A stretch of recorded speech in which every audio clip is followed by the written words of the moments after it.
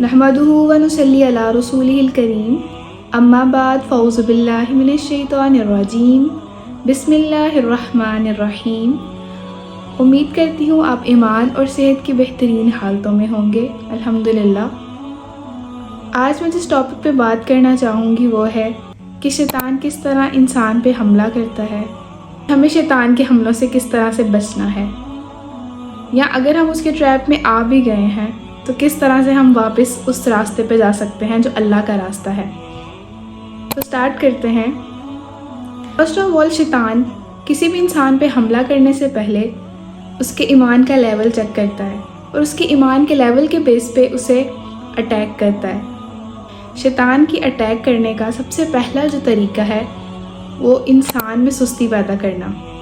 शैतान नीयत में सुस्ती लाता है। हम बहुत सी इरादे करते हैं, हम कुरान हिफ्ज़ करेंगे, हम कुरान की तफसीर पढ़ेंगे, हम सुबह फजर की नमाज़ पढ़ेंगे, मगर हम ये तर्क कर देते हैं, हमसे उठा नहीं जाता, हमारा टाइम नहीं मैनेज हो पाता। उसकी वजह यही है कि शैतान ने हमारी नीयत में सुस्ती पैदा कर दी, और यही जो स्टेप है उसका पहला हमला है, यही अगले स्टेप को जन्म देता है। और उसका दूसरा हमला वो ये है ख्वाहिशात को उभारना, ख्वाहिशात पैदा करना, desire to sleep, desire to eat and so many other desires. इंसान में डिज़ायर्स पैदा होती हैं, फिर वो सगीरा गुनाह करने लगता है, हर गुनाह को मामूली समझ के करने लगता है।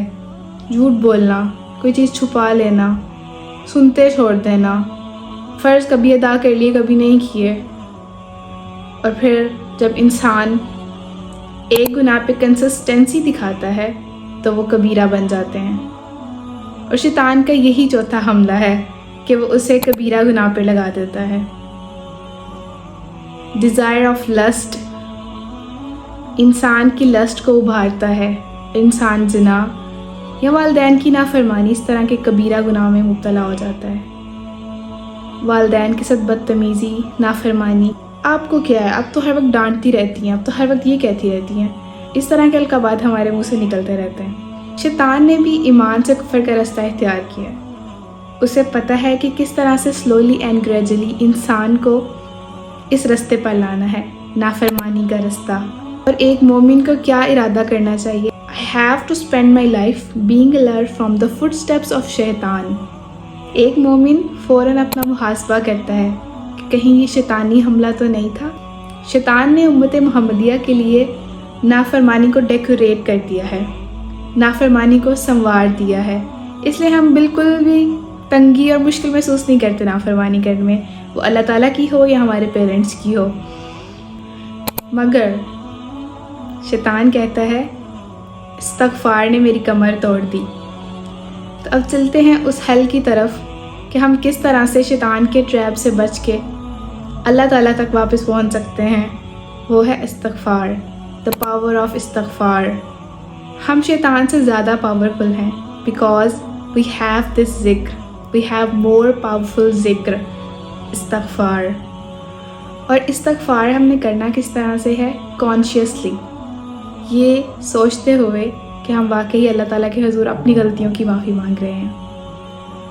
इस्तग़फ़ार कसरत से करने से अल्लाह ताला इंसान को अपने करीब ले आता है। और फिर ये कैसे हो सकता है कि अल्लाह ताला किसी की दुआ कबूल ना करे और किसी की मुश्किलात उससे दूर ना करे?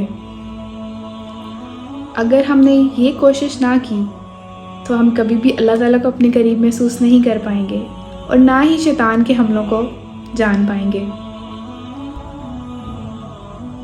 हमें अपने ईमान पे बहुत काम करने की ज़रूरत है, क्योंकि जिसका ईमान जितना कमज़ोर होता जाता है उसका कारीन, उसका शैतान उतना स्ट्रॉन्ग होता जाता है।